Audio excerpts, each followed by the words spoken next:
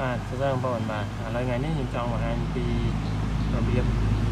ដាក់បង្ហាញ shortcut this PC បាទ profile និងធុងសម្រាមឥឡូវពិនិត្យមើលបងណានៅលើអេក្រង់នេះអត់មានធុងសម្រាមមួយទេនេះឃើញអញ្ចឹងយើងចង់បង្ហាញ this PC មកទៀតហើយយើងត្រូវធ្វើយ៉ាងម៉េចបាទអញ្ចឹងយើងមកស្ដាំលើអេក្រង់មក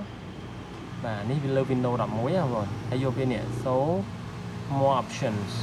ហើយយកវា personalize បន្តមកទៀតបងប្អូនបាទប្រិយវាធំមកស្រួលមើលនេះចុចលើ theme ណា theme នេះ theme បាទ theme ហើយអូយកមកចុចលើពាក្យថា desktop icon setting បាទតមកបងប្អូនមើលនេះណាបាទនេះបាទនេះហ៎អញ្ចឹងយើងចង់បាន computer user profile control panel ហើយនិង network ទាំងអស់ហ្នឹងណាបើយើងចង់បានមួយណាយើងមានទៅបើអត់ចង់បានទេយើងដោះជិះវាវិញណាបាទហើយចុចលើ OK ណាអូខេបាទហើយយើងបិទចោលទៅមើលលើអេក្រង់យើងនេះញមកមកនេះ control panel this PC KIT អញ្ចឹងមិញ3នេះយើងដាក់ចូលបន្ថែមណាបាទអញ្ចឹងចំពោះបងប្អូនដែលអត់មានឃើញអាហ្នឹងយើងដាក់តាមវិធីហ្នឹងបានណាអាហ្នឹងងាយស្រួលថងថាយើងចង់ចូលទៅកាន់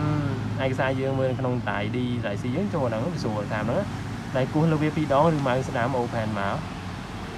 នេះវាចូលមកចែកហ៎